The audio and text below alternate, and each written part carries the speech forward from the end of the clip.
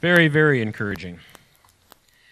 All right, well, the man you've been waiting to see probably doesn't need any introduction to a lot of you, but I'm going to run down a few things here. Sheriff Richard Mack is the former sheriff of Graham County, Arizona, author of 5 books, including The County Sheriff, America's Last Hope, which we gave out tonight, longtime crusader for freedom and individual rights, challenged the Brady Bill. U.S. Supreme Court sided with him, citing state sovereignty, a major decision. Yes, how about that? And he now lectures on constitutional issues, gun control, law enforcement, states' rights, the drug war, and the oath of office. Please welcome Sheriff Richard Mack.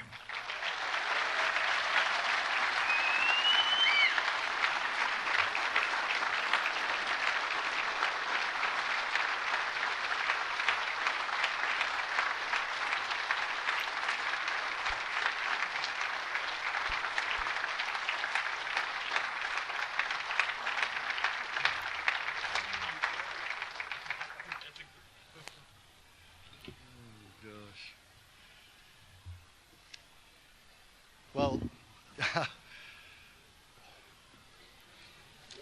I'm just a small town boy from Arizona, and this picture is wow.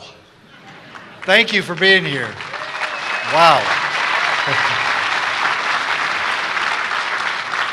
Whoever's taking pictures, make sure you take one back this way so I can prove to my kids that this many people came to hear me speak. Because they always say nobody wants to listen to me, you know? But, you know, to them I'm just dorky dad, you know? So in all seriousness, you honor me. And I thank you for being here. I just got back from Arkansas last night speaking to a crowd there. Before that, gosh, I don't know. I've been in Montana lately, in Pennsylvania, and I really can't keep track of my schedule. But you know what? You were the same people in Arkansas. You were the same people in Hamilton, Montana. You were the same people in Helena. And some of your faces are a little bit different, but your eyes are all the same. We just want to be left alone, and we want our freedom, and we want our Constitution back. And every one of your eyes says the same thing. Thank you.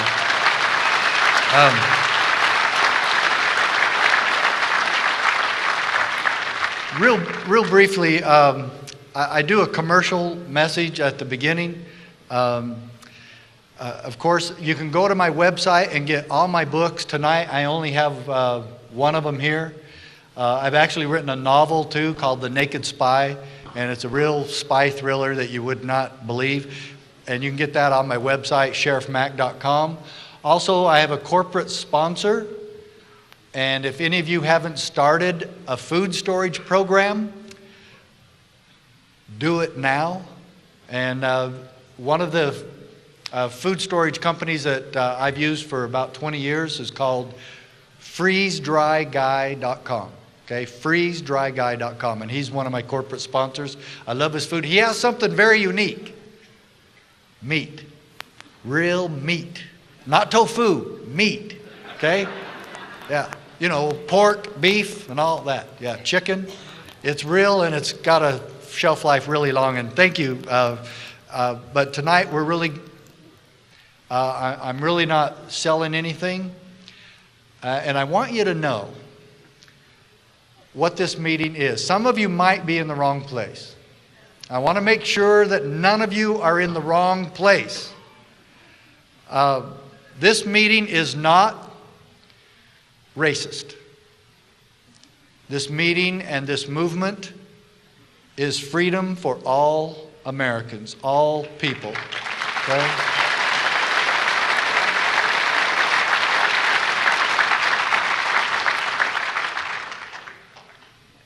I will make the exception there. Now, I said all Americans. It is not for illegal aliens. Okay? Not.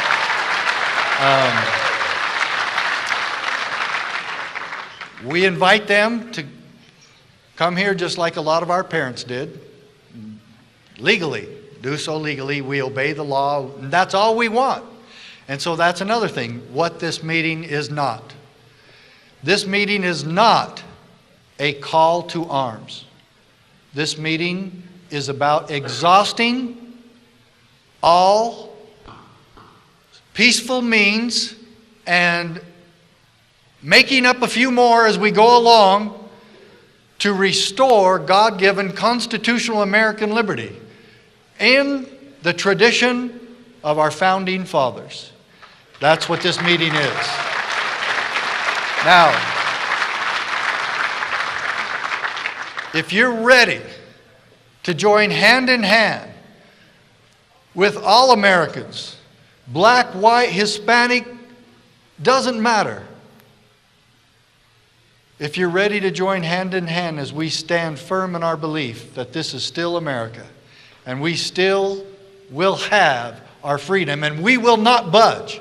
And we're telling to Washington, D.C., just like William Wallace, when they took over the fort, and you saw that great documentary of freedom, I hope all of you saw it.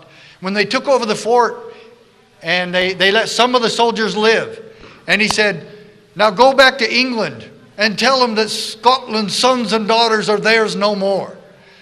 Well, we might let a few IRS agents go back to Washington, D.C. and tell Washington, D.C. that America's sons and daughters are theirs no more. So, you know, I bring you tidings from Sheriff Joe Arpaio from Maricopa County in Phoenix.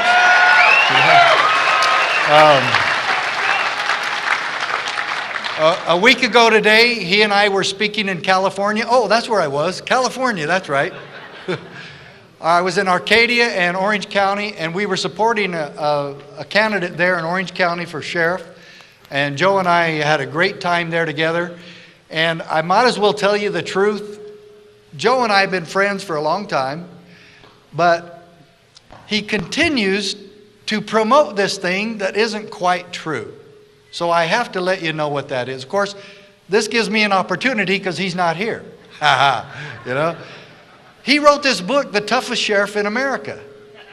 And it's simply, you know, he was close. He really was. But Arpaio took on the street gangs, the prostitutes, and the drug dealers. I took on the Clintons.